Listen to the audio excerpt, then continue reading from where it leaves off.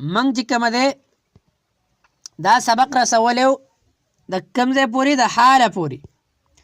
اوس د حال نه مخکې حال منګه وایو، تمیز وغیره وغیره وایو. حال څه ته وایي؟ د حال تعریف څه شی دی؟ نو حال اصل کې هغه لفظ دی چې د فاعل یا د مفعول به یا د دواړو هیئت بیان کی، حالت بیان کی، نو هغې ته وایي حال.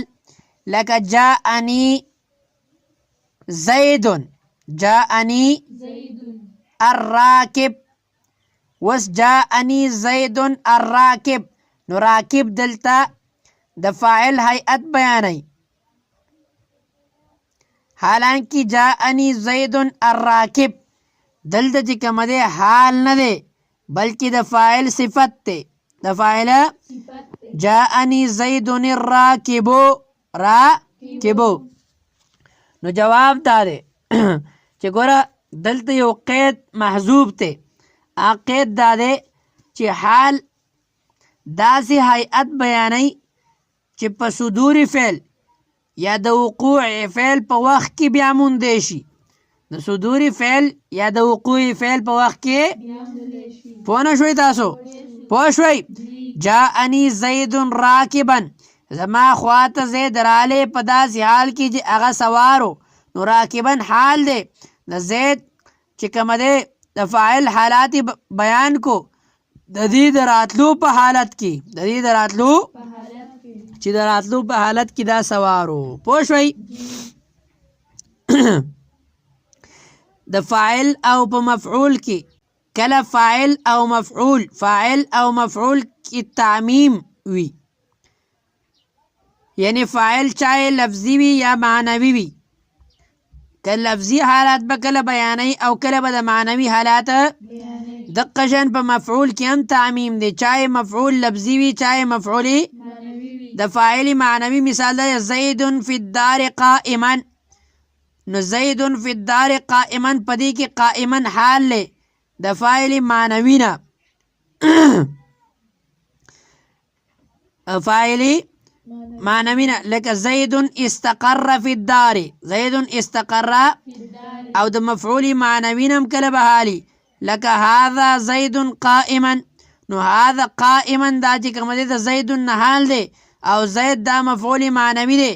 د دې وجې نه د لفظ په اعتبار سره اگر چې دا خبر دی د مبتدا دپاره، لیکن د اشارې او د تنبیه د وجې نه چې د دې معنا په سمت کې راځي، نو هغه د انبهو و اشیر زیدا، انبهو و اشیر امید دی په سمت کې به راغلي.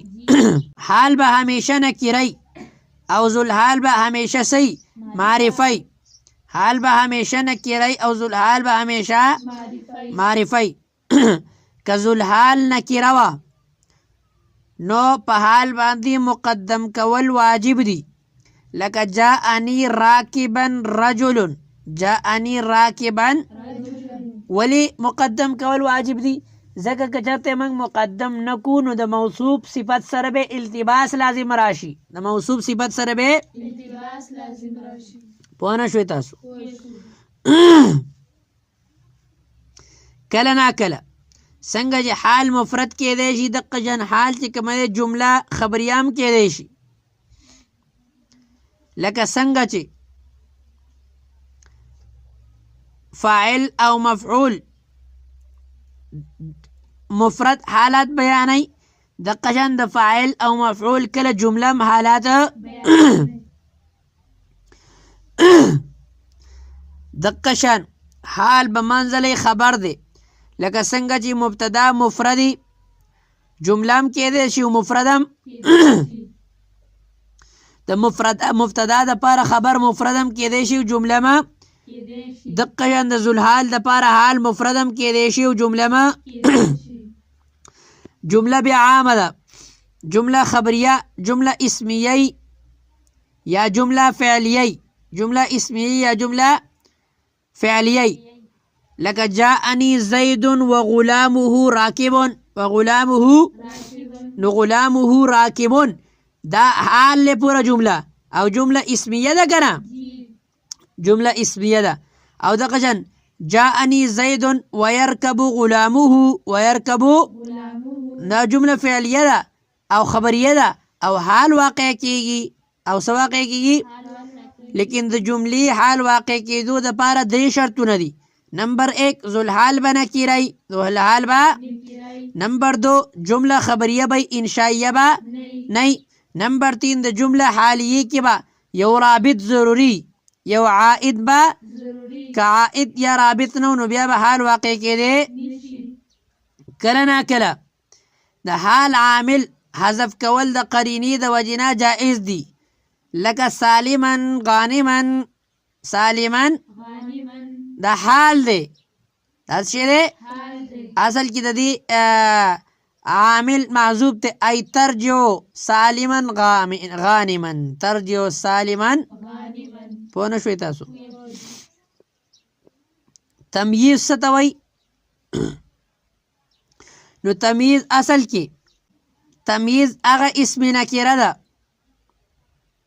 تمییز هغه چې د مقدار نه رستو یعنی د عدد نه د کیل نه د وزن نه د مساحت نه رستو هغه چې کومه دی ابهام لري کی د هغې نه رستو ذکري یا د داسې څیز نه رستو ذکري چې په هغې کې ابهام او هغه ابهام لري کی په هغې کې ابهام او هغه لکه عندي 20 زما سره څو دي 20 دا عدد دی که نه دی او درهمن د دې دپاره څه دی تمیز دی. درهمن د دې دپاره تمیز دی. د تمیز لغوي معنی اصل کې جدا کول دي. څه کول دي؟ د کوم شیز چې جدا کړی شي هغې ته وایي ممیز. څه ته وایي؟ او کوم شی چې جدا کولی شي هغې ته وایي تمیز. څه ته وایي؟ د تمیز 3 قسمونه دي. اولنی د مفرد مقداری نه به ابهام لري کوي. د مفرد مقداری نه به. نمبر 2 د مفرد غیر مقداری نه به ابهام لري کوي. نمبر 3 د جمع د نسبت نه به ابهام لري کوي. یعنی او د مقدار 5 قسمونه دي. د مقدار عدد کیل وزن مساحت او مقیاس. عدد کیل وزن مساحت او د مقدار عددی مثال عندي 20 درهما. مقدار دی 20 مقدار دی که نه دی عدد دی که نه دی درهمن د هغې نه ابهام لرې کړی دی. او د مقدار کیلی مثال عندي قفیزان برا. قفیزان نو قفیز کیل دی که نه دی مقدار دی که نه دی. مقداری وزنی مثال عندي منوان سمنا. عندي منوان زما سه 2 من څه دي غوړي دي. زما سه 2 من نو منوان وزن دی که نه دی دی. مساحت عندي جریبان قطنا. عندي جریبان زما سه 2 جریبه څه شی دي مالوچ دي نو جریبان مساحت دی که نه دی. نمبر 4 مقیاسی على التمرة على مثلها زبدا. مثلها زبدا. پوه نه شوئ تاسو؟ پوه شوئ؟ نو دې ته وایي مقیاس. څه ورته وایي؟ د مفرد غیر مقدار نه چې ابهام لري کوي.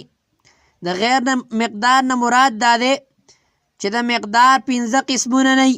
5 قسمونه لکه هذا خاتم حدیدا. هذا خاتم دا څه شی ده ګوتمه ده د څه د وسپنې د څه یعنې هذا سوار. هذا ذهبا دا بنګړی دی د څه د سرو زرو.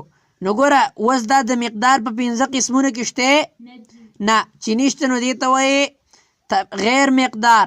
غیر مقدار نه به ابهام لري کولو به مثال باندې پوه شوئ. دا تمیز چې کومه د غیر مقدار نه لرې کړی شي نو دا اکثر خو د تمیز په بنا باندې منصوبي لیکن د کثرت استعمال د وجې نه دا تمیز چې کومه دی د اضافت د وجې نه مجرور هم کیږي. مجروره مثلا د ممیز طرف ته چې کومه دی دا مضاف کیږي. دریم قسم د هغې مثال منګه دا وي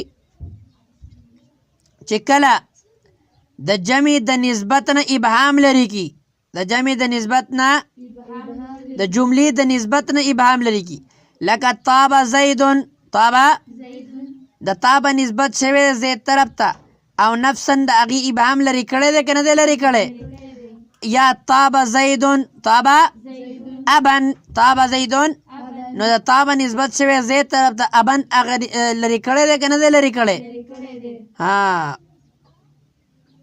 نو امید دی د تمیز د اقسام به هم په سمجھ کې راغلي مخکې د مستثنا سبق دی وغیره وغیره انشاءالله هغه به بیا ووایو